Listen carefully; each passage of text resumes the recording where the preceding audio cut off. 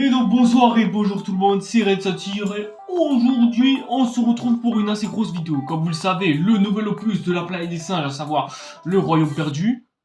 Que pour une raison de nom un peu pachak, on va appeler ça juste Kingdom of the Planet of the Apes, hein, tout simplement. Et bah pour l'occasion, je me suis dit que j'allais parler de la planète des singes. Mais j'allais parler de quoi?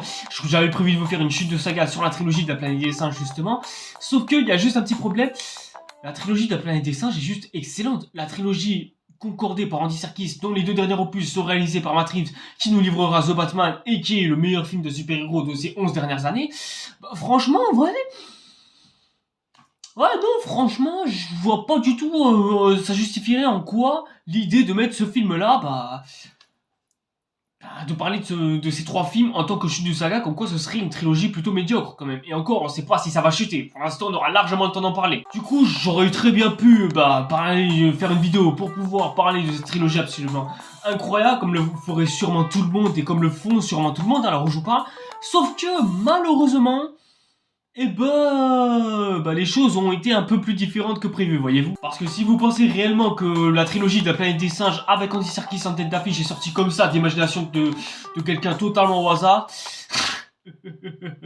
Ah les gars, vous êtes bien loin de la réalité, vous imaginez même pas. Bien avant que la planète des singes ce soit une trilogie, avant tout c'est un film classique des années 60 qui divulguera en 4 suites. Oui, il y a eu 4 suites, il y a aussi eu un reboot réalisé par un réalisateur en particulier, mais bon, ça, vous inquiétez pas, on va en parler petit à petit, etc. 20th Century Fox a en effet publié d'autres films et produit d'autres films de l'univers de la planète des singes bien longtemps avant que même le mot univers cinématographique ou même suite littéralement de saga voit le jour, et ça de toute façon on va y venir au long de la vidéo. Donc si ça a été fait par la Fox et donc que la Fox a été rachetée par Disney, oui, ces 5 films, voire même ces 6 films dont on va parler dans cette vidéo, sont bien évidemment trouvables sur Disney+. Donc je vous invite amplement d'aller vous pencher dessus pour que vous puissiez venir regarder cette vidéo sans avoir à vous faire spoiler. Parce que là, non, là on va parler de spoilers beaucoup trop importants. Pas seulement pour la saga, mais surtout pour l'histoire même du cinéma.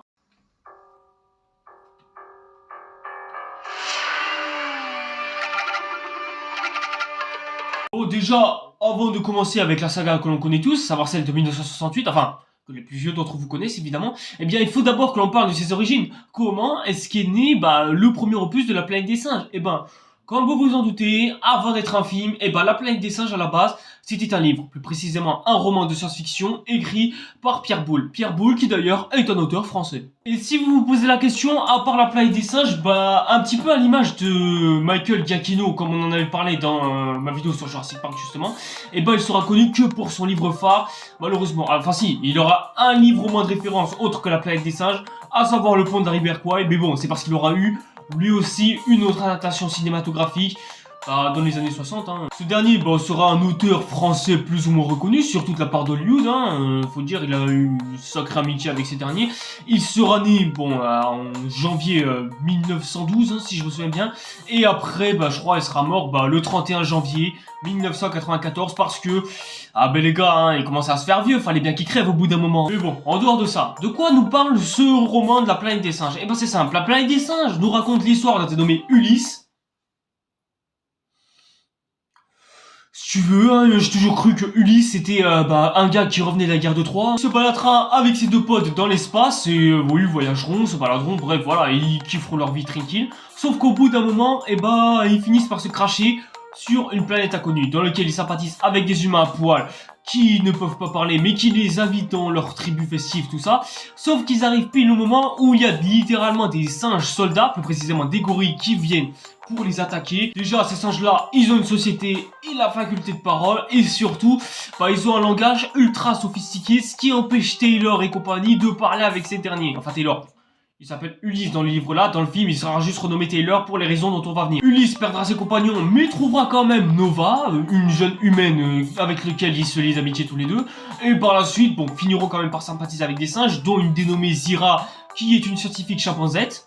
Et finiront par louer un petit peu une histoire d'amitié, etc., etc. Zira l'aidera un peu à partir avec Taylor de cette planète un peu de fou, parce que voilà, une planète avec des singes qui parlent, ça fait un peu flipper les gens quand même. Et du coup, se suivra quelques péripéties autour de tout ça, autour de leur ville ultra sophistiquée, etc., etc. Bref, Voilà, globalement, voilà un peu à quoi s'attendre avec le roman de la planète des singes. Le livre finit par paraître en 1963 et sera reconnu par la critique comme un énorme succès, ce qui nous vaudra cette interview absolument légendaire dont on va justement parler. C'est une satire, et c'est une satire de... non pas des singes bien sûr, mais de l'homme. C'est une satire... Ça, je sais pas, depuis que vous m'avez posé cette question, je me la suis posée à moi-même. En mon âme et conscience, je crois effectivement que la réponse, oui, il y a une certaine partie satirique. Je crois, non. La critique salue la dénonciation de l'humanité de la part de ce livre, surtout en rapport avec des sujets complètement actuels, dont d'ailleurs de toute façon on va revenir, mais j'ai l'impression que l'on parle que des sujets dont on va de toute façon revenir au long de la vidéo, donc à quoi ça sert que je développe là finalement? Et Hollywood, surtout Arthur P. Jacobs, qui sera le producteur de la saga dont on va parler, s'intéresse un petit peu au livre La planète des singes. Je me dis que ce serait quand même sympa de l'adapter au cinéma quand même, mais bon, il y a juste un petit problème. Comment est-ce qu'on adapte des singes au cinéma? Parce que bon, faut quand même recontextualiser. Là, nous sommes en 1963 et les films qui sortent en 1963, ils connaissent à peine l'âge d'or de la couleur. Et technologiquement parlant, les gars, ils sont pas trop avancés. Les seuls films très avancés que tu peux faire, ce sont les gros westerns. Et les seuls gros films qu'on sort, c'était les films cultes de l'époque, étant en noir et blanc, recolorisés aujourd'hui. Que ce soit Autant emporte le vent, Le Bon, la Brute et le Truand, etc., etc. Pierre Boulle, d'ailleurs, était lui-même le premier à ne pas vouloir une adaptation de ce film-là, parce que, il considérait déjà que ce film n'était pas du tout de la science-fiction, ce dont je le rejoins totalement sur ce terme-là, parce que moi j'ai toujours cru que la science-fiction c'était soit ça, soit ça, soit ça, soit ça, et soit ça. D'ailleurs les gars, ils se poseront tellement la question, ils se creuseront tellement la tête pour avoir inventé quelque chose en rapport avec les singes, parce que cela prendra plus de 5 ans pour qu'une adaptation finale soit faite autour de ce film-là. Et bon, forcément, avec le manque de moyens que les équipes avaient, forcément qu'ils pouvaient pas se permettre absolument tout et n'importe quoi, surtout avec les budgets qu'ils avaient. Mais bon, on confie quand même les 5,8 millions de dollars à Franklin Schaffner qui a réalisé Le Loup et l'Agneau. Et bon, après, vous vous doutez qu'on va pas s'attarder sur la filmographie des anciens réals, parce que ces gars-là sont tellement vieux que peu d'entre vous ont vu ces films. Donc on va juste citer leurs noms, comme ça moi vous avez la référence. Et si jamais vous tombez sur leur film en particulier, surtout les plus de 40-50 ans, voilà, n'hésitez pas à me faire signe et me passer le salam. Et en ce qui concerne la scénarisation du livre, enfin, de l'adaptation du livre en film, ils seront deux à essayer de décortiquer tout ça et à ressortir le mieux de ce qu'il y avait dans le livre. On aura Ron Sterling, Rob ou Ron Sterling, bref, un Sterling quoi si vous voulez. Et on aura aussi Michael Wilson. Et Rob Sterling, vous devez sûrement le connaître pour ceux qui sont plus vieux, parce que dans les années 50, il a réalisé une série qui était culte à cette époque-là, à savoir La Quatrième Dimension, qui d'ailleurs au passage a eu le droit à un remake réadapté dans les années 2010 et 2020. Mais s'il y a bien un nom qu'il faut retenir au milieu de toute cette industrie, et surtout au milieu de tout ce casting, c'est bel et bien El Famoso Charlton Heston, qui s'est fait connaître en 1941 avec bref, en 1941 quoi. Et il jouera par la suite dans de nombreux films cultes tels que Les 10 Commandements et bien sûr Jules César en 1970. Le dernier film de toute sa vie dans lequel il jouera, ce sera Ben-Hur, sorti en 2003, et il s'éteindra à l'âge de 84 ans le 5 avril 2008. Sinon, à part ça, il parle de quoi le film Planète des singes de 1968 ? En fait, c'est une bonne question. On n'a pas trop changé l'histoire. C'est toujours l'histoire de quelques astronautes qui viennent de la Terre pour se balader dans l'espace, etc., etc.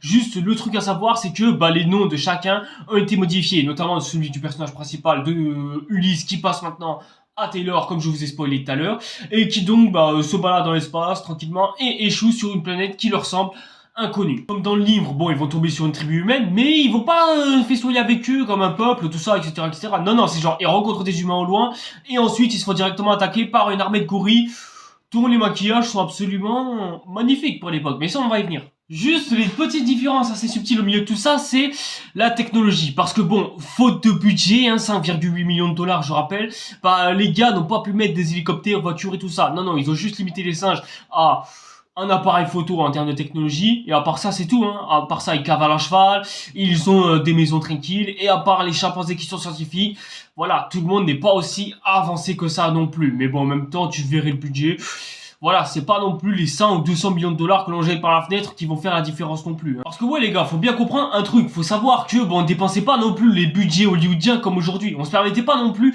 de dépenser autant pour faire des gros films. On se contentait seulement de ce qu'on avait. De toute façon les gars, ils pouvaient pas faire autrement. Hein. C'était soit ils dépensaient peu pour gagner suffisamment, soit les gars ils se ruinaient quitte à souper en plus de ça. C'est pour ça d'ailleurs que quand vous voyez des singes comme ça, vous pouvez commencer à vous dire que c'est moche immédiatement. Mais en même temps c'est normal, les gars, ils avaient pas les moyens de se faire d'aussi beaux maquillages que ça. Donc ils pouvaient se contenter que de ça. Faut bien comprendre qu'on n'utilisait pas les effets spéciaux comme aujourd'hui. À l'époque, si tu voulais utiliser des effets spéciaux, c'était juste pour des scènes spécifiques ou pour faire les décors les plus réalistes possibles. Le meilleur exemple de tout ça, bah, c'est les 10 commandements. Tu vois les effets comme ça.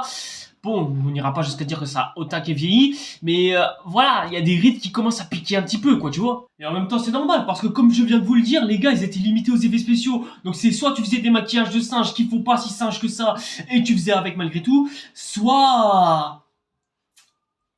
Les studios hollywoodiens à l'époque ils dépensaient pas autant d'argent pour si peu de choses, enfin si peu, c'est paradoxal bien sûr, mais bon voilà, les gars ils pouvaient pas se permettre de dépenser autant, sachant que si ça se trouve les films pouvaient se planter. Les gars ils étaient un peu plus avant-gardistes en fait à cette époque là, c'est ça qu'il faut comprendre justement. Les gars pouvaient se permettre de grandes choses, certes, mais voilà, c'était fait avec un minimum de budget. Du coup, ce qui fait que les gars, ils ne pouvaient absolument pas se permettre non plus grand chose. Et ajoutant ça aussi, bah, pas mal d'inflation et surtout l'époque qui nous a amené à la guerre du Vietnam, qui, bah, voilà, hein, pouvait aggraver les choses. Bref. Ça, on y parlera. De toute façon, faut bien comprendre que dans tout ça, les gars, ils étaient beaucoup trop limités pour se permettre de dépenser autant d'argent malgré tout ça. C'est pour ça d'ailleurs que vous voyez des maquillages comme ça, qui ont peut-être ma vie aujourd'hui, mais si tu remets bien dans le contexte de l'époque, franchement, les maquillages sont absolument magnifiques. C'est ultra réaliste. Ça a jamais été vu à cette époque-là. Et croyez-moi, on aura le temps d'en parler en long et en large. Et aussi, par exemple, en ce qui concerne le langage des singes, qui était plus sophistiqué que le langage des astronautes à eux, bah, là, vu que les gars, ils peuvent pas se permettre de se payer un language text pour pouvoir inventer un nouveau langage, comme par exemple le Dothraki dans Game of Thrones ou le Na'vi dans Avatar, bah là, du coup, les gars, ils sont obligés de se limiter à... Bah ça, voilà, juste à de l'anglais, tout simple, tout classique, tout basique, tout simple. Il faut que tous les choix qui ont été faits à propos du livre, je pense, ça a été largement à contre-cœur, dû au fait que les gars ils n'avaient pas suffisamment de budget pour payer tout ce qu'ils avaient à payer. Du coup, on en est là. Après, bien sûr, il y a aussi eu quelques petites modifications que j'ai trouvées vachement intéressantes. Parce que Pierre Boulle, lui, s'il a écrit le livre, bah, c'est pour la simple et bonne raison que il voulait représenter l'humain à l'image du singe, montrer qu'en fait l'être humain c'est une bête sauvage, et il voulait montrer que l'être humain n'a rien d'aussi loin que le singe. Parce que bon, l'humain c'est toujours considéré comme la race supérieure, tout ça, surtout à la période des années 60, hein, je vous laisse deviner un petit peu le mental qu'il y avait à l'époque là. Il y a eu plusieurs spectacles, je crois qu'il y a eu plusieurs observations. Et il y a eu en particulier l'observation des singes et aussi l'observation des hommes. Dans beaucoup de manifestations, en particulier une dont j'ai parlé dans mon livre, il s'agit d'une visite à la bourse. Je crois vraiment, en toute sincérité, qu'un être de bon sens qui n'est pas prévenu à l'avance et qui se trouve transporté à la bourse de Paris par exemple, ne peut pas imaginer une seconde que les êtres qu'il a sous les yeux sont des homo sapiens. Il ne peut pas imaginer qu'ils agissent par raison, ce n'est pas possible. Mais dire qu'ils sont conditionnés. Oui, on dirait absolument que tous leurs réflexes sont des réflexes conditionnés, que leur comportement est un comportement animal où l'intelligence n'a aucune part. Je vous ai cité la bourse, je pourrais vous citer bien d'autres choses, beaucoup de manifestations collectives.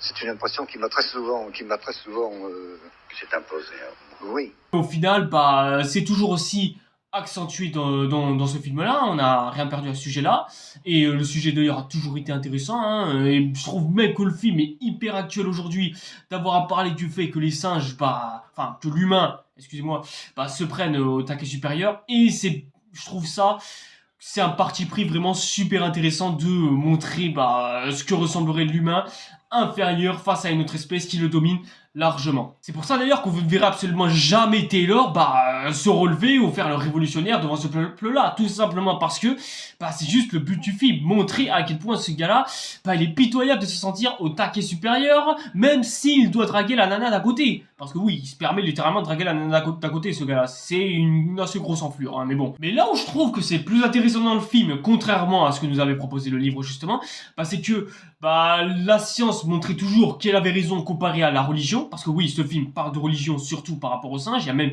les singes ont même littéralement, en plus de leur propre société, leur propre testament, dites-vous, bah, là, c'est un petit peu l'inverse comparé à ce qu'on veut montrer. Par exemple, dans le livre, la science, bah, elle veut se montrer supérieure à la religion et se donnera raison.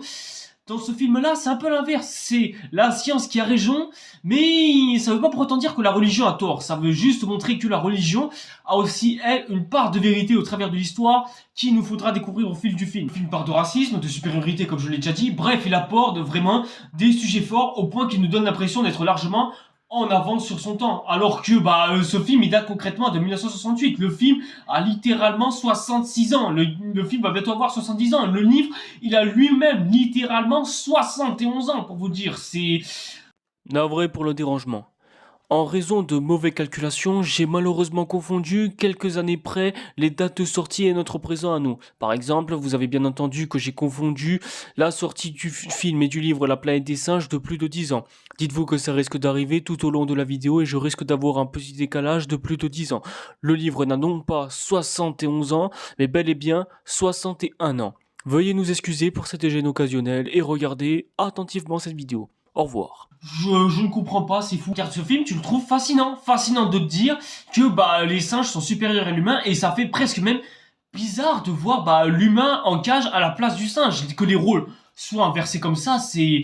Ouais non, franchement, c'est un truc de fou et ça reste absolument incroyable. Et si ce film est aussi incroyable sur un point, c'est la musique en plus composée par Jerry Goldsmith. Si vous n'avez absolument jamais entendu parler de Jerry Goldsmith, dites-vous que ce gars-là, c'est presque l'équivalent de Michael Giacchino dans les années, littéralement dans la moitié du 20e siècle, puisque le gars, il se fera connaître grâce à la Cité de la Peur de 1959. Oui, il y a eu la Cité de la Peur en 1959, même moi j'étais pas au courant, mais il se fera largement connaître, déjà avec La planète des singes, mais aussi grâce à Alien, Star Trek, Rambo, Les Gremlins, et je ne sais quel autre film culte il a dû faire, composer ses musiques qui fera de lui un compositeur de talent absolument reconnu et renommé dans le milieu. Et bien évidemment, ce film Planète des singes ne fait absolument pas exception. Franchement, ces OST sont extraordinaires et nous font presque croire qu'on est sur une autre planète. Et non, franchement, en ce qui concerne les OST de Jerry Goldsmith, franchement, je n'ai absolument rien à dire. C'est pépital, c'est magistral, c'est... Mamma mia.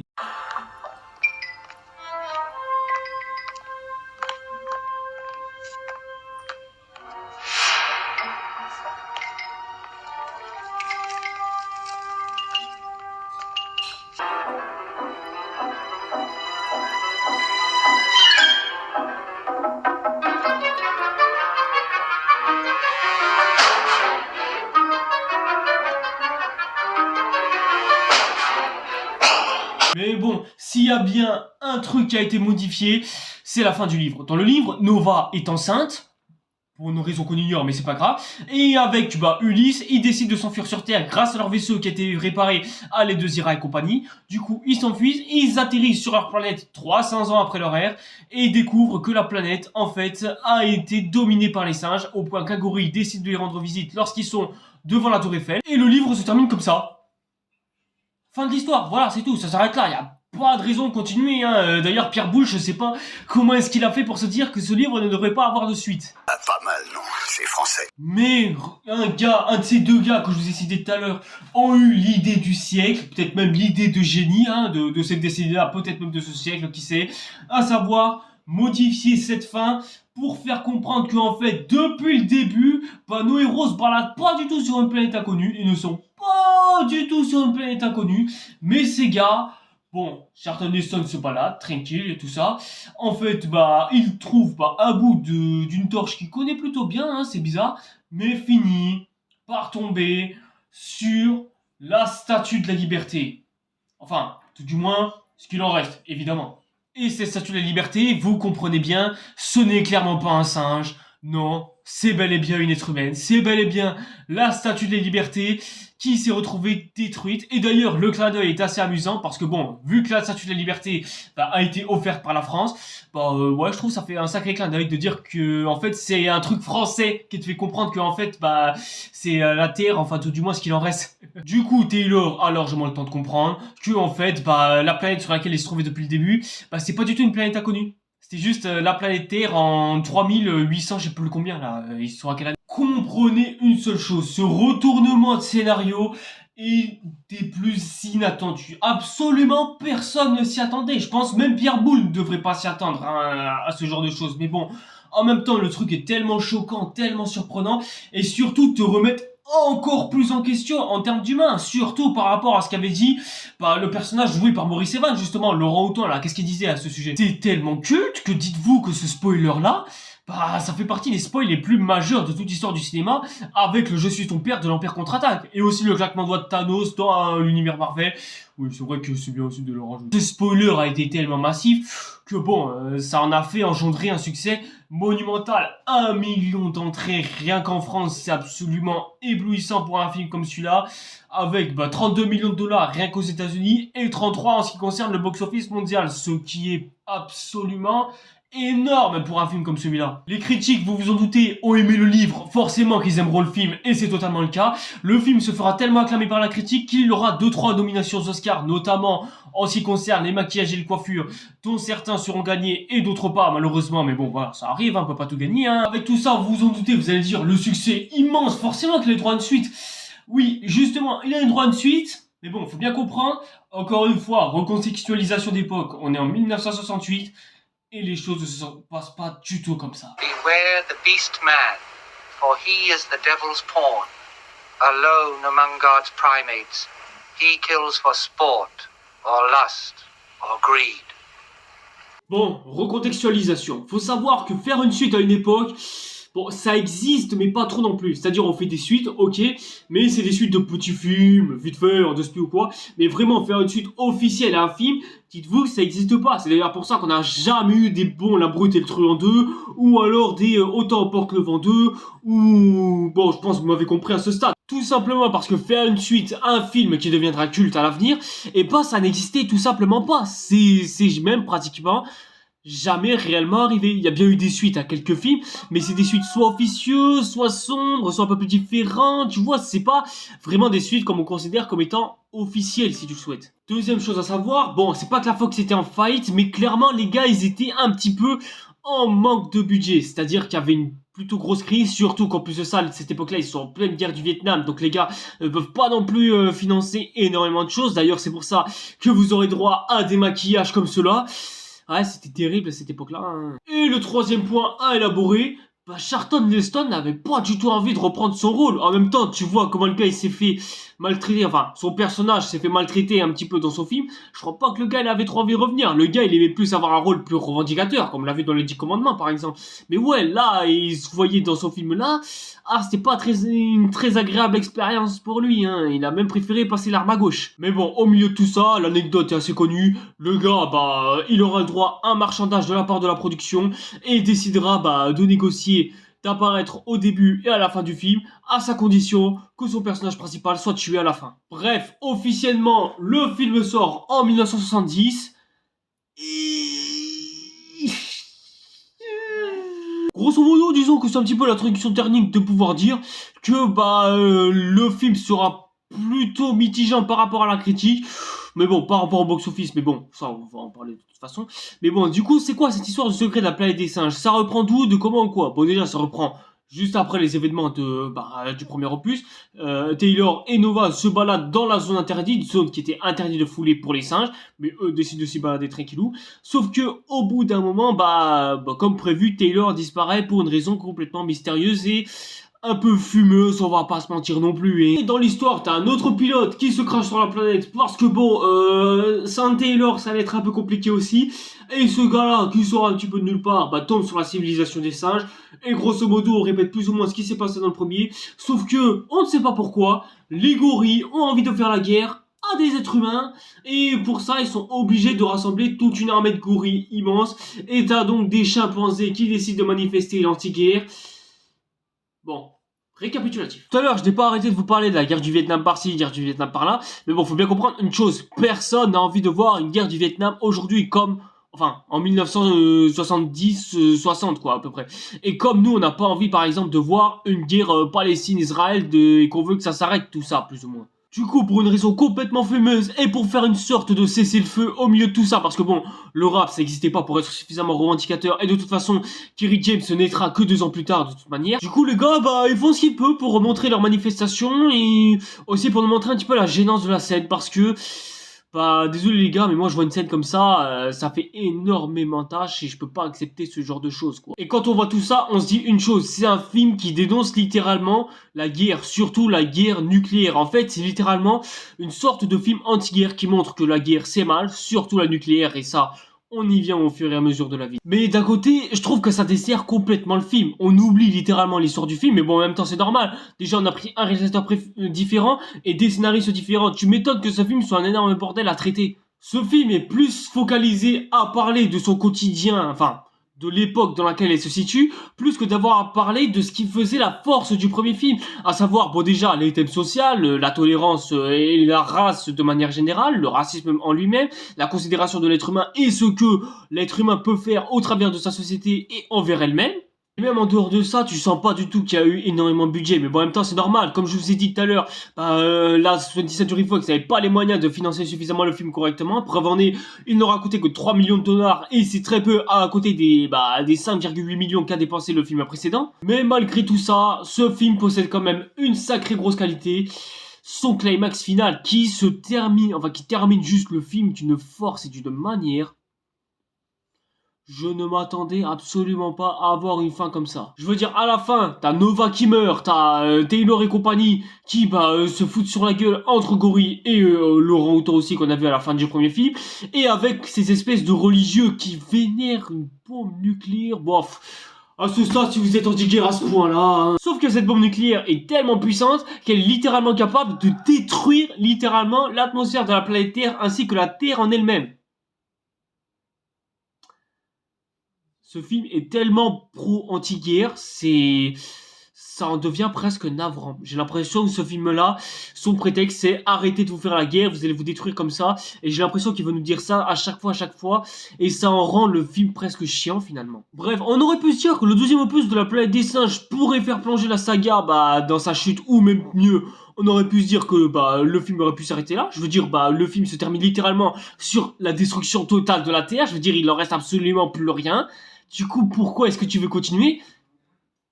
Ah ouais, c'est vrai, le pognon, j'avais complètement oublié les détails. Le film fera toujours 1 milliard d'entrées malgré tout en France, malgré 163 millions en plus qui se rajoutent dans l'équation. Et au box-office mondial, ce sera quand même un peu mieux que le premier opus, mais pas trop non plus. Ouais, 19 millions de dollars, quoi, c'est pas non plus beaucoup, hein, sachant que le premier opus, ça va rapporter 33 millions quand même, ce qui était énorme pour cette époque-là. Et en ce qui concerne le box-office mondial, il rapportera 19 millions de dollars. Attendez un petit peu. Justement, mon cher Satire, laisse-moi un petit peu t'expliquer. Faut bien comprendre que le box-office mondial à l'époque n'existait pas. Donc si tu voulais que ton film soit absolument rentable le plus tôt possible ou même le plus vite possible, il fallait qu'il soit rentable dans ton film d'origine. Par exemple, si Hollywood veut produire une production, il faut que son film au box-office mondial soit rentable exactement au même chiffre que ton pays. Par exemple, Hollywood c'est aux États-Unis, donc le box-office mondial qui devra être le plus important à leurs yeux, ce sera le box-office états-unien. Du coup, comme il n'y a pas de box-office mondial, il faut se démerder avec le box-office national. Henri Goudinov. Ok, bon du coup, oubliez le box-office mondial que je vous ai cité tout à l'heure.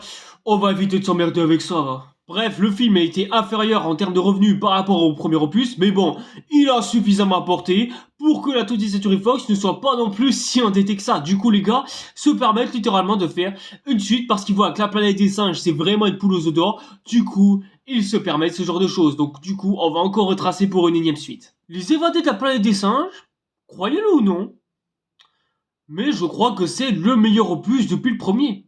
Peut-être même le meilleur opus de la saga à côté du premier. Bon, du coup, c'est quoi l'histoire des évadés de la planète des singes? Eh bien, c'est très simple. Ça nous raconte l'histoire de Zira et de son fiancé Cornelius qui se retrouvent sur Terre malencontreusement après avoir réactivé le vaisseau de Taylor. Et donc, du coup, par accident, voyage dans le temps pour se retrouver sur Terre, hein, bien sûr. Du coup, nos deux héros, excusez-moi, vu que l'un des 3 acteurs ne pouvait malheureusement pas supporter le maquillage des singes, ce qui je pense est totalement compréhensible, au vu du nombre du millier d'heures qu'il faut passer pour pouvoir faire ces maquillages. Et donc, Zira et Cornelius se retrouvent donc tous les deux seuls au milieu d'une foule qui les acclame au milieu de Los Angeles parce que bon voilà, c'est des grosses stars, ils sont venus de l'espace, du coup c'est quelque chose d'incroyable, de nouveau pour eux, faut bien les accueillir dans notre monde, vous voyez, c'est quelque chose qui a jamais été vu dans notre monde, donc forcément des singes qui, oh putain les singes ils parlent, c'est Warren. En gros c'est ça que j'aime bien avec les évadés de la planète des singes, c'est que bah ils fonctionnent plus ou moins en miroir par rapport au premier opus, et ça je trouve que c'est intéressant. Là où dans le premier opus bah on voyait que les singes maltraitaient les humains parce que c'est des créatures inoffensives sans défense et qui se divisent trop par rapport à leur propre société, et bah le troisième opus, lui, c'est complètement différent. Lui, il accueille les singes à bras ouverts, etc., etc. Et ce qui d'ailleurs sera pas anodin par rapport à ce qu'avait dit notre cher prophète orang-outan dans le premier opus. Ils sont en rang de haut, etc., etc. Et bref, des parallèles comme ça, je pourrais en passer des heures rien qu'à vous en parler. Tellement le parallèle miroir qu'il y a à faire entre les deux est intéressant. Du coup, je pardonne l'existence de ce film parce que soyons honnêtes, la fin du secret de la planète des singes était censée être une fin fermée. Il n'y avait pas moyen d'avoir à faire une suite. Et comme les gars, ils ont réussi à trouver un prétexte pour pouvoir nous en faire une suite, bon, le prétexte, il sort un petit peu du cul, certes, mais franchement, il y avait une bonne idée derrière, et la bonne idée, il va absolument à fond. Franchement, on exploite vraiment ce côté Zira qui fait du maquillage, Zira qui fait du shopping, Cornelius qui se retrouve en peignoir et tout ça. Bref, franchement, le film est vachement cool. On a même une singe qui s'alcoolise, juste. Je sais que les gens qui étudient les singes et leur anatomie, ça, je pense pas que ça existait trop, mais ça fait quoi l'alcool sur le singe spécialement, juste pour savoir. Le gros cliffhanger de la fin du film qui se fera, et ben ce sera Zira et Cornelius qui se feront pourchasser par les humains, parce que comme l'a dit notre bon vieux orang-outan, au début, à la fin du premier film, La planète des singes, les humains trouveront toujours un prétexte de se faire des ennemis autour d'eux, et ce, peu importe ce qui se passera. Du coup, force est de constater et force est de se faire, ils extermineront nos vieux amis singes.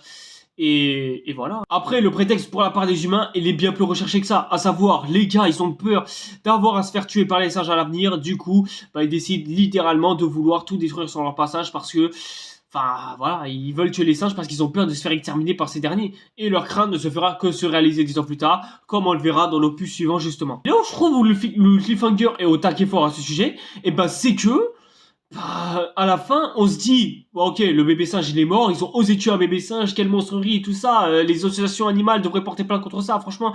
Ouais, mais non. On oublie quand même qu'à la fin, il y a eu juste eu un échange entre deux bébés singes, parce que oui, ils se retrouvaient dans un cirque où il y a eu aussi un autre singe qui avait un bébé singe. Du coup, les deux bébés singes se seront fait échanger. Et là, on en vient à ce qui commence à faire un petit peu de la scène publique, à savoir que on a l'impression que cette saga elle va pas s'arrêter, et on a même cette impression qu'elle ne s'arrête jamais. Du coup, à cause de ça, le public va commencer petit à petit à se désintéresser de la saga, mais ça n'empêchera pas les films d'être rentables à la suite. Encore une fois, le budget sera un peu plus revu à la baisse puisqu'on est sur 2,5 millions de dollars cette fois-ci. Mais ça n'empêchera pas le film de continuer à être rentable par la suite, parce que je rappelle que si tu veux qu'un film soit rentable, il faut que ton box-office soit supérieur au budget du film que tu lui as abordé. Là, par exemple, en France, il a fait 600 000 entrées, ce qui est clairement peu par rapport à ce que les deux autres films précédents avaient proposé. Mais même si au box-office états-unien, ils en sortent pas mal, mais quand même moins que ses prédécesseurs, je rappelle. Parce que 12 millions de dollars au box-office mondial, tu sens que ça pique un petit peu, tu sens qu'il faut commencer un petit peu à redresser les meubles, même si ta saga est rentable pour l'instant. Ça n'empêchera pas le film de continuer à couler encore et encore. La conquête de la planète des singes se passe cette fois-ci 20 ans plus tard, donc dans les années 90, dans une réalité alternative où les chiens et les chats ont tous été exterminés par un mystérieux virus. Oui, c'est pas le coronavirus, bien évidemment. Et comme les êtres humains, ils ont plus d'animaux domestiques, ils se tournent littéralement sur des singes, parce que c'est la race la plus dangereuse maintenant, à cause de Cornelius et Zira qui ont provoqué un effet papillon. Ce qui fait que du coup tu vas suivre César, le fils de Cornelius et Zira, qui sera dressé par un gars qui se fera tuer de toute façon au cours de film, et César va donc provoquer la révolution parce qu'il en a marre de se faire dresser et il en a marre de l'esclavage, et du coup voudra se rebeller contre le reste du monde et dominer absolument toute la planète. Bon là je vous rassure, on va faire beaucoup plus vite fait comparé à l'opus précédent, mais voilà, la conquête de la planète des singes, c'est ce qui constitue littéralement pour moi le moment de s'arrêter, mais genre vraiment tout de suite, parce que là on s'intéresse plus du tout à cette saga. Le film a coûté 1,7 million et on sent quand même qu'il y a un peu de budget, on le sent un peu plus par rapport au maquillage, mais par rapport à peu près tout le reste. Déjà, on sent que ça défonce un peu plus des gueules, mais bon, je vous rappelle que ce film se passe encore une fois en pleine période de guerre du Vietnam. Du coup, ce qui fait que ça va dépressiviser les gens, mais d'une force absolument inouïe et les gens se désintéresseront encore plus de leur saga phare et voudront plus trop y jeter un coup d'œil. Surtout avec certains traumatismes que les gens portent par rapport à la guerre du Vietnam et surtout qu'il y a eu deux fins différentes qui ont été tournées, à savoir une fin où César il a un discours poignant dans lequel il revendique littéralement la destruction, tout ça, bref, voilà un discours qu'il faut pas trop avoir en société, et de l'autre il y aura une fin alternative qui sera sûrement disponible en DVD et que d'ailleurs Disney Plus aura conservé pour le bien de tout le monde, à savoir qu'il y a cette même fin qui est gardée, mais où les singes ils applaudissent pas trop, ils sont en mode ça va frérot, t'es sûr que tu veux... En gros, à la fin du film, César adoucit un peu plus son discours et le rend plus accessible à tout le monde, et les singes l'applaudissent pour ça, et voilà. À part ça, j'ai pas grand chose à dire. J'ai entendu dire de la part de beaucoup de gens que c'était leur film préféré de toute la saga. Moi je suis désolé les gars, je suis pas tout à fait d'accord avec ça. Je veux bien qu'il y ait quelques qualités, certes, mais bon, déjà, ajoute à ça le simple fait que ce soit juste un film fait juste pour de la surenchère. Ajoute à ça aussi le fait que ce film rappelle beaucoup trop la planète des singes des origines. À mon sens, celui de 2011 je parle, hein, parce que oui, la similarité de scénario n'aura absolument échappé à tout le monde. Ajoute à ça aussi le fait que les origines auront fait beaucoup mieux que ce film-là de pratiquement tous les points en fait. En fait, ce film dans sa globalité pue le prétexte. Il y a prétexte pour absolument tout, surtout qu'en plus de ça, dans un film de sa propre saga, se contredit lui-même. Là où les opus précédents disaient que la guerre c'était pas bien, on a presque l'impression que ce film glorifie littéralement la guerre et la violence. Je suis désolé les gars, mais à un moment donné, le film ne sait plus du tout ce qu'il veut raconter. La saga elle-même ne sait plus ce qu'elle veut raconter. Elle se dirige littéralement sur un mur. Le seul point où la 20th Century Fox se sont quand même montrés beaucoup plus malins que tous les autres studios, parce que bon, là où les autres studios, ils voyaient leur film de saga, être rentable à la suite, et donc ils se sont dit qu'ils c'était bien d'en faire encore et encore et encore, la 20th Century Fox, au lieu de mettre plus sur les films qui sortaient à la suite, ils décidaient de littéralement en être moins pour être encore plus rentable par la suite, et ça...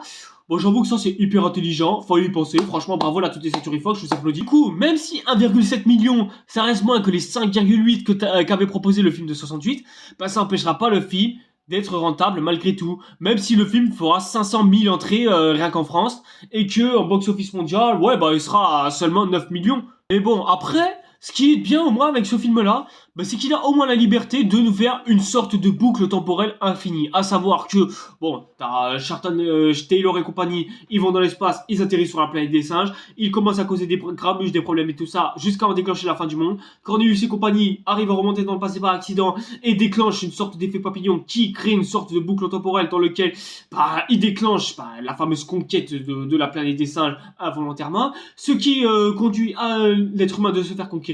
Ce qui accueillera cette même planète qui accueillera donc à la suite Taylor qui atterrira sur la planète des singes et le cycle se répétera encore et encore et encore. Bref, voilà de quoi justifier la fin de cette saga. Franchement, si la saga se serait arrêtée là, franchement ce serait bien. Mais bon, il a fallu que il nous fasse un 5e opus.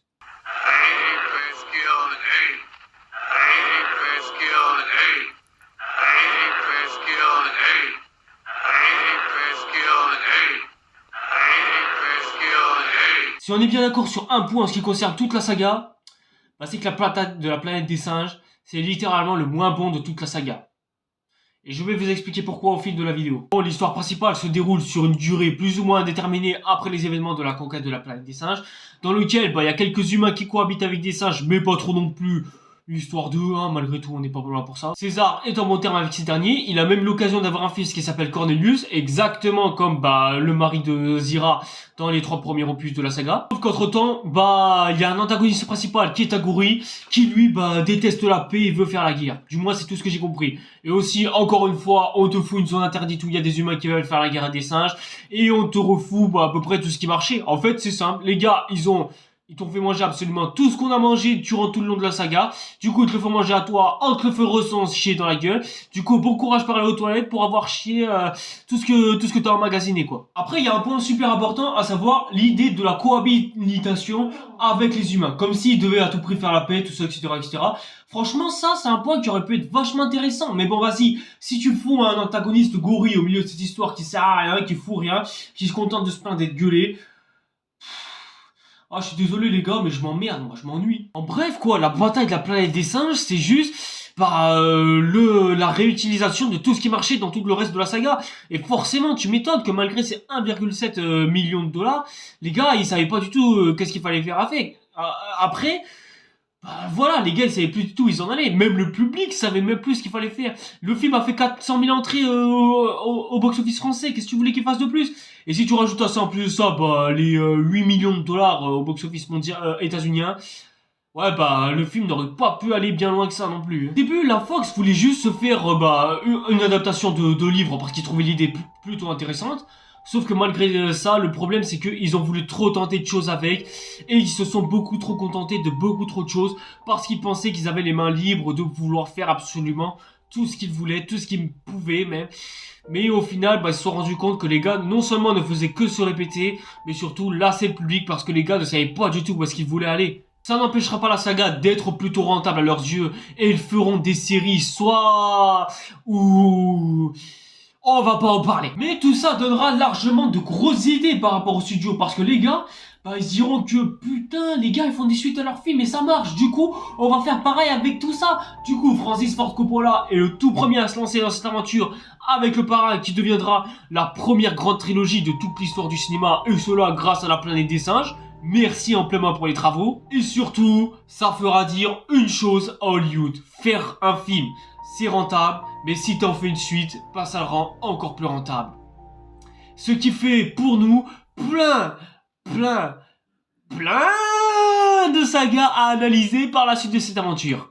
Donc maintenant que vous avez analysé tout ça et maintenant que vous savez parfaitement ce qui nous attend, je vous conseille amplement de me suivre sur les réseaux sociaux d'abord pour pouvoir être au courant des prochaines nouveautés que je sors. Et n'hésitez surtout pas à vous abonner à ma chaîne et surtout d'activer la petite cloche pour être au courant des prochaines nouveautés qui viennent. Il se peut que l'on parle de ta saga préférée à toi. N'hésitez pas à nous les recommander dans les commentaires, ce que vous ne faites absolument jamais mes chers abonnés. Bref, après quelques années d'exploitation dans les années 70, La Planète des Singes ne fera plus parler de lui petit à petit.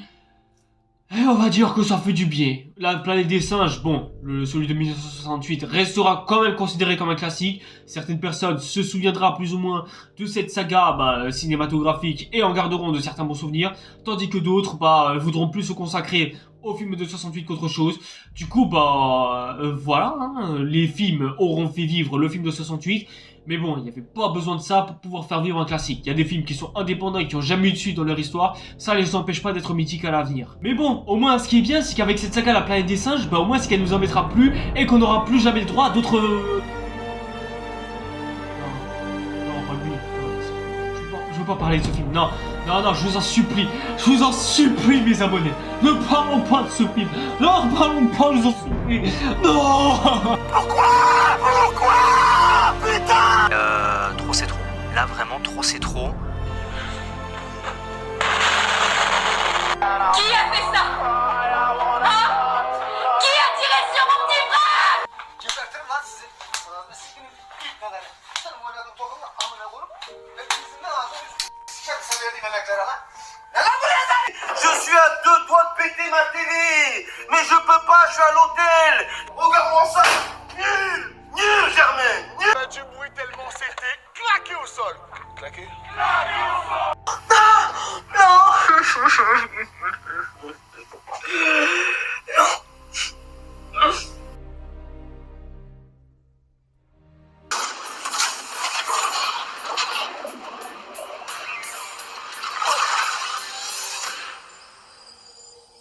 Bon alors, comment est-ce que ce film Planète des Singes a-t-il fait pour exister? C'est la question que l'on se pose tous, bien évidemment. Suite à leur énorme succès de la saga, la 20th Century Fox se sont dit putain non, La Planète des Singes c'était quand même au taquet trop bien. On peut pas laisser la saga mourir comme ça. Faut à tout prix qu'on surenchérisse, faut qu'on continue la saga. En plus là, il y a George Lucas qui a fait son Star Wars. Faut bien qu'on puisse proposer quelque chose autour nous aussi pour qu'on puisse écraser la concurrence. Du coup, les gars, ils se permettent d'avoir un petit peu une idée de ce que sera le prochain Planète des Singes. Mais bon, vous en doutez, il faut bien un réalisateur pour pouvoir faire le film. Et qui de mieux pour pouvoir... Ah non, en fait, ils savent pas du tout qui contacter. Ils contacteront plein de réalisateurs et lanceront leur production à partir de 1988, après s'être largement décidé. Et à ce moment-là, il y a plein de réalisateurs qui vont se succéder. Déjà, les gars, ils ont réussi à avoir Peter Jackson lui-même en 1992. Il faut savoir qu'en 92, bah, Peter Jackson, bah, pour l'instant c'est personne. Dites-vous qu'à cette époque-là, il a même pas une idée de se faire l'histoire, enfin un scénario ou une histoire de la saga du Seigneur des Anneaux qui fera par la suite. Mais après, il avait une petite idée, faire passer l'univers de la planète des singes, enfin la civilisation des singes, à une époque qui ressemblerait à la Renaissance, et voulait même que son singe principal ait l'apparence d'une sorte de Léonard de Vinci. Donc franchement, l'idée aurait pu être grave cool, mais bon, son projet n'a malheureusement pas abouti et sera malheureusement avorté pour être changé. Les gars feront appel à Oliver Stone qui a réalisé un opus de Mad Max et Wall Street aussi, et le gars demandera littéralement en acteur principal Arnold Schwarzenegger lui-même, histoire que ça puisse faire au taquet réganien, alors qu'à cette époque-là, le gars il avait dégagé. Ce projet aussi se fera malheureusement avorter pour on ne sait quelle raison. Chris Columbus rédige un scénario pour eux, mais malheureusement avec des accords scénaristiques avec ce dernier quitte malencontreusement le projet parce que, bon, des accords scénaristiques hein, bien évidemment, et la Fox décide donc de rappeler dans la foulée Michael Bay, Roland Emmerich aussi, et ils appelleront littéralement même James motherfucking Cameron, qui refuseront tous les trois parce que les gars ils avaient pas du tout les couilles ni même l'envie de vouloir se focaliser sur ce projet.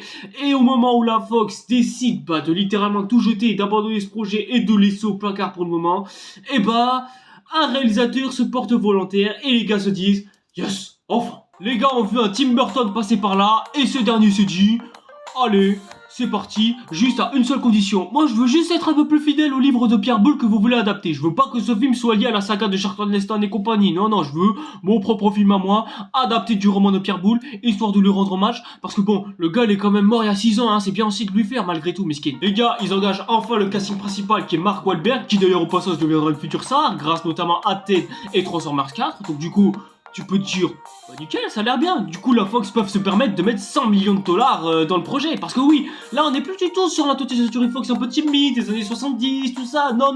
Là, c'est vraiment, faut tout miser sur ce projet. Donc 100 millions de dollars, voilà, tranquille. Dites-vous que c'est presque 100 fois plus que le budget du premier film. Enfin, du film de 1968 presque. Mais après, ça va. Les films qui coûtent beaucoup de millions de dollars sont hyper géniaux. On a des films comme Matrix, Jurassic Park, Terminator et compagnie qui ont percé dans les années 90. Donc pourquoi est-ce qu'on n'ouvrirait pas la porte de la décennie des années 2000? Même La Menace Fantôme est au taquet rentable. Donc il se peut que ce film-là puisse bien réunir au taquet de chien. Je vois pas du tout ce qui se passerait mal, enfin.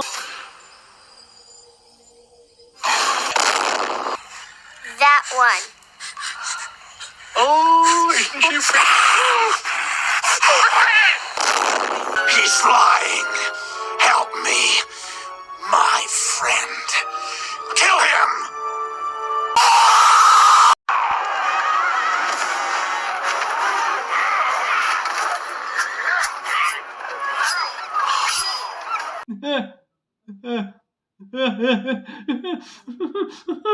Non, on va parler des points positifs, ce sera bien. Mais bon, avant de parler des points positifs, c'est bien aussi que je vous explique le synopsis de l'histoire. Nous sommes en 2029 et une station spatiale se place devant une sorte de vide spatio-temporel qui a l'air plutôt voyageable. Du coup, nos héros, enfin, Mark Wahlberg envoie un de ses chimpanzés parce que ils avaient un chimpanzé dans le cockpit. Mais pourquoi est-ce qu'ils ont un chimpanzé dans le cockpit ? Le chimpanzé s'est perdu dans l'espace-temps, du coup Mark Wahlberg décide de le suivre et atterrit sur une planète qui lui est totalement étranger. Et coup de malchance, il tombe littéralement sur des motherfucking singes qui savent parler et qui savent chasser et qui savent surtout les capturer pour les enfermer dans des zoos et les dresser comme des animaux sauvages. Du coup ça va être à Mark Wahlberg d'avoir à se diriger vers la liberté aux côtés de ses amis humains. Et aussi, histoire d'eux, il y a aussi 2-3 singes qui les accompagnent parce que... Bon voilà, faut bien justifier ce scénario à la con presque. Bien, maintenant, parlons des points positifs, à savoir les maquillages. Parce que oui, il y a des trucs positifs à dire sur ces maquillages malgré ce qu'on puisse en dire. Encore une fois, on va se remettre dans le contexte, on est en 2001. Et franchement, 2001, on peut faire beaucoup d'effets spéciaux, ça c'est sûr. Mais pour bien représenter un personnage en effet spécial, c'est très compliqué. La prélogie Star Wars nous en a fait d'ailleurs une preuve. Jar Jar Binks c'est au taquet dégueulasse en termes d'effets spéciaux. Du coup, la Fox ne peut pas se permettre de prendre le risque de faire des singes en effets spéciaux. Parce que sinon, ça rendrait le tout absolument moche. La motion capture sera exploitée cette année, certes, mais ce sera par un concurrent de la Fox, à savoir la Warner, avec le Seigneur des Anneaux, qui poussera bien plus cette technologie au plus loin dans la décennie qui viendra, et qui sera bien évidemment perfectionné par James Cameron dans Avatar. Mais bon, ce ne sera qu'en 2009. Du coup, les gars, ils sont un peu trop en avance à ce sujet. Du coup, ce qui fait que pour l'époque, bah, les maquillages rendent plutôt bien. On a vraiment l'impression d'avoir affaire à des singes. Ils font beaucoup plus réel que dans le film de 1968, voire même dans l'entièreté de la saga des années 70. Même en termes de décor et de costumes, bah franchement, pour l'époque aussi, encore une fois, ça passe. On n'est pas non plus sur du full incroyable, mais franchement, ça va. Ça aurait pu être pire. Et les effets spéciaux qui se passent dans l'espace, franchement, j'aime bien. Ça fait réaliste. On se croit vraiment dans un cockpit. Voilà, franchement, sur ça, il n'y a vraiment pas grand-chose à reprocher non plus. Bien, maintenant que les points positifs sont bien dits, on va pouvoir s'attaquer au pire de tout ça, à savoir le négatif. J'espère que vous êtes prêts à prendre cher. Tout à l'heure, je parlais de ce qui était bien dans le maquillage des singes, mais là, faut vraiment dénoncer ce qu'il y a de mal. Les maquillages rendent au taquet moche. Même si ça fait réaliste ou quoi, c'est juste le rendu qui est absolument dégueulasse. Il y a des bouts de visage d'orang-outan qui bougent dans tous les sens lorsque ce orang-outan rigole. T'as cette meuf qui a les lèvres qui ressortent, mais d'une manière absolument dégueulasse. Bref, ces maquillages-là, ils sont beaux être réels et réalistes. Le rendu est dégueulasse. Le pire, ça reste quand même ce singe avec une barbe blanche. Franchement, c'est affreux, c'est horrible, on va pas s'attarder là-dessus non plus. Hein. Ensuite, réalisation. Je vous rappelle que Tim Burton a réalisé les films Batman des années 80 avec Michael Keaton en tête d'affiche. Donc, du coup, tu devrais t'attendre à de la bonne et grande réalisation. Et ben non, ce film-là est réalisé comme un film lambda. Il n'y a aucun plan percutant, il n'y a aucune atmosphère, il n'y a rien qui se dégage. Ce film est vide, il n'y a absolument rien qui ressort. Même la réalisation de Tim Burton, j'ai beau chercher dans ce film-là, il n'y a absolument rien de sauvable. Et surtout, à certains moments, j'ai remarqué qu'il y avait certains moments, le montage s'emballait, ce qui rend des fois le film complètement illisible et complètement incompréhensible à certains moments. Niveau musique, on a quand même Danny Elfman. Le gars, il s'est occupé de la trilogie de Spider-Man de Sam Raimi et celle de Men in Black. Comment c'est possible que je me souviens d'aucun OST? J'ai aucune musique dans la totée. C'est pas Jerry Goldsmith, les gars. Là où Jerry Goldsmith arrive à nous mettre une ambiance un peu tribale et tout ça, là avec Danny Elfman je ne ressens aucune ambiance sonore musicale, il n'y a rien. Le scénario a été fait par 3 scénaristes.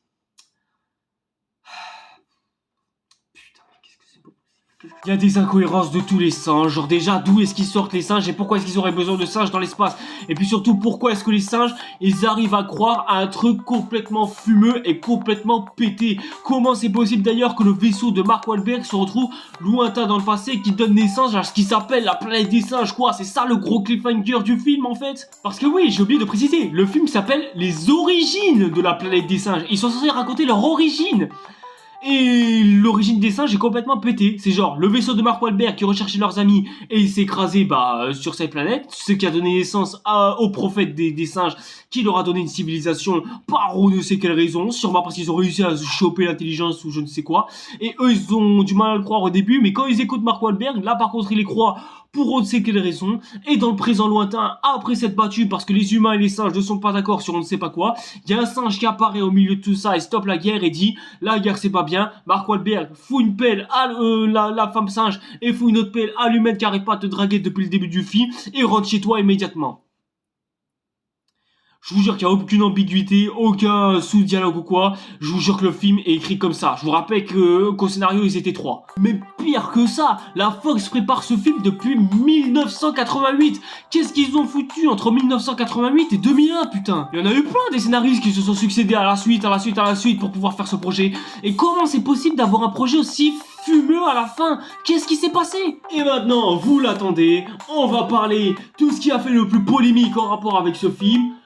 Les acteurs dans ce film, ils sont en surjoue constant. Dès qu'un personnage a un caractère bien distinct, il le surjoue d'une manière exagérée. Le gars, il est grognant et zarefant, du coup on va surabuser le fait qu'il soit grognant et zarefant. Il y a le mec qui fait la tronche tout le temps, ok, donc il fera la tronche absolument tout le temps et aura l'air sérieux tout au long du film. Un orang-outan qui a une gueule de pédophile sexuel et qui veut faire un sourire avec ses dents taquet moche et dégueulasse, du coup on va le surabuser, le rendre complètement psychopathe scientifiquement parlant.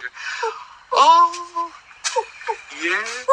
T'as le gars qui est un gorille soldat et qui veut assumer le fait d'être un gorille soldat jusqu'au bout. Du coup, il sera un gorille soldat tout au long du film. Et je vous jure, les gars, tous les personnages de la planète des singes sont écrits comme ça. Du coup, les acteurs, ils sont obligés de les surjouer en boucle et en boucle parce que... Mais après, ça, c'est que du côté singe. Parce que côté humain, c'est encore pire. Les humains...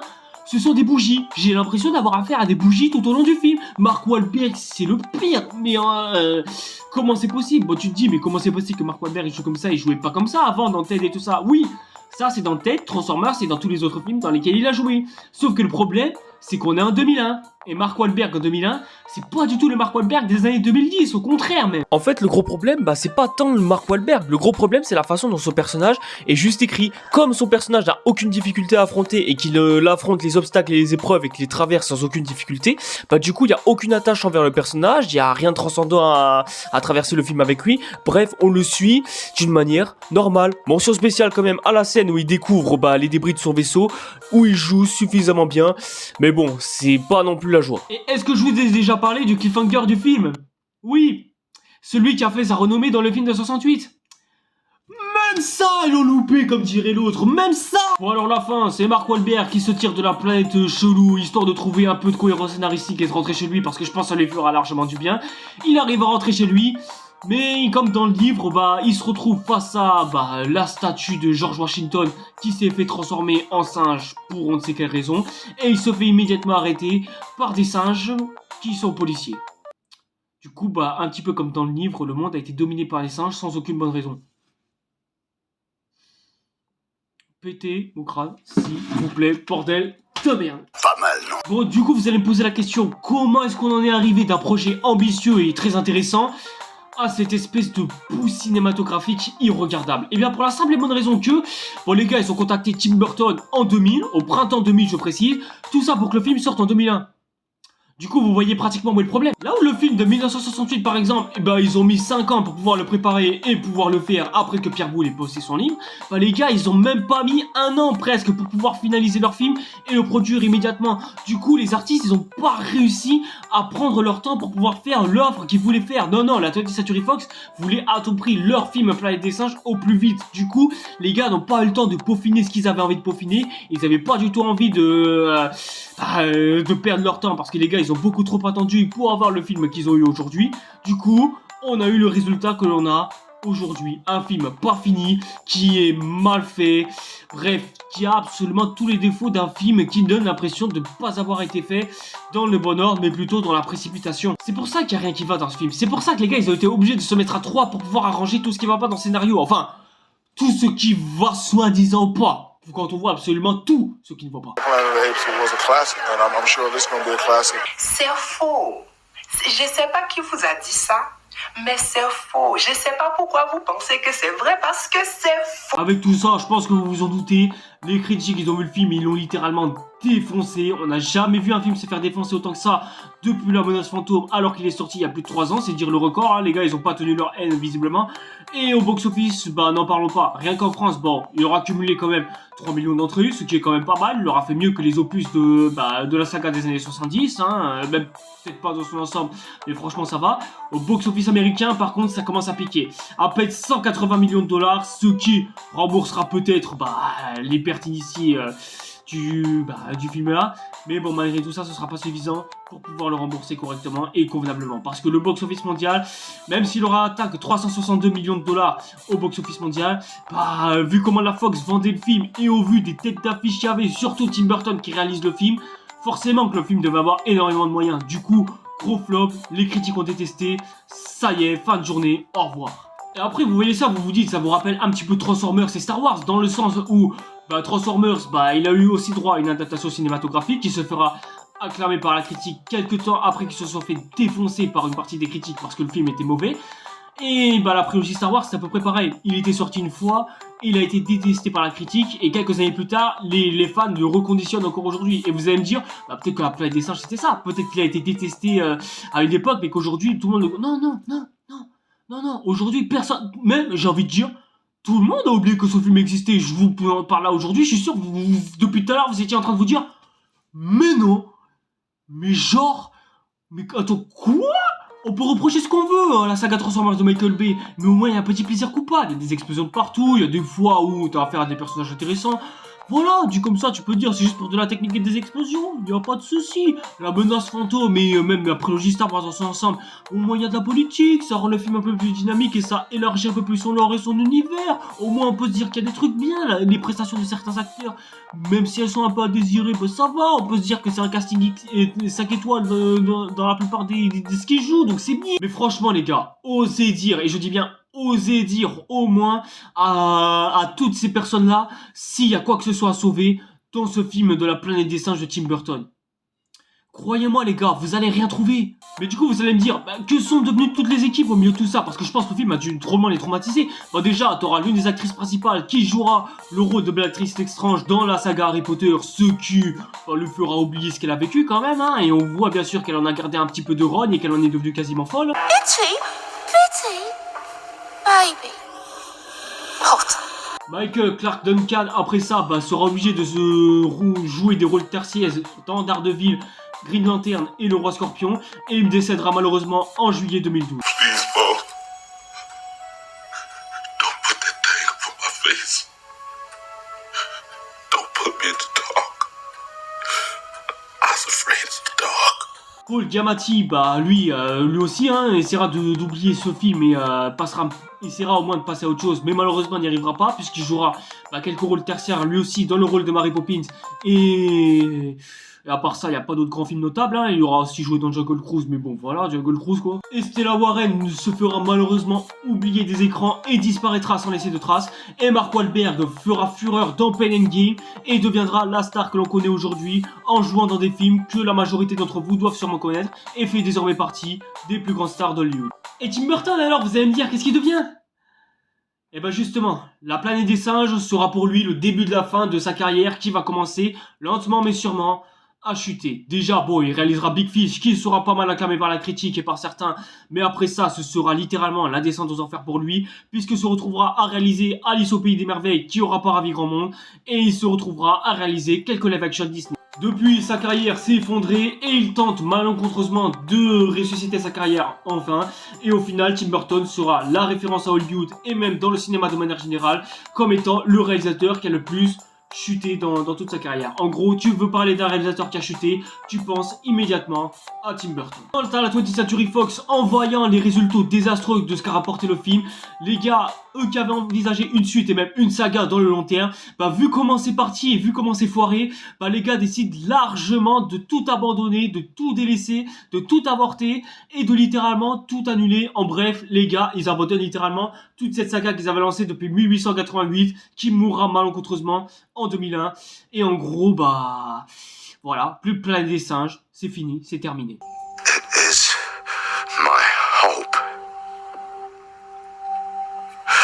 that out of this solemn occasion,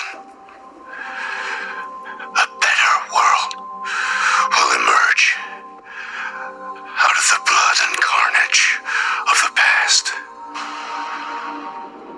A world founded upon faith and understanding. Mais bon, après, ça voulait pas pour autant dire que ça y est, c'était terminé, hein, qu'ils avaient tout abandonné. Non, non, au contraire, un gars décide largement de reprendre le projet de la planète des singes parce que le gars se dit que ce sera intéressant de le faire. Il s'appelle Rick Jaffa. Enfin, Rick Jaffa, bref, un gars qui s'appelle Rick, quoi, qui décide de reprendre le projet en 2005.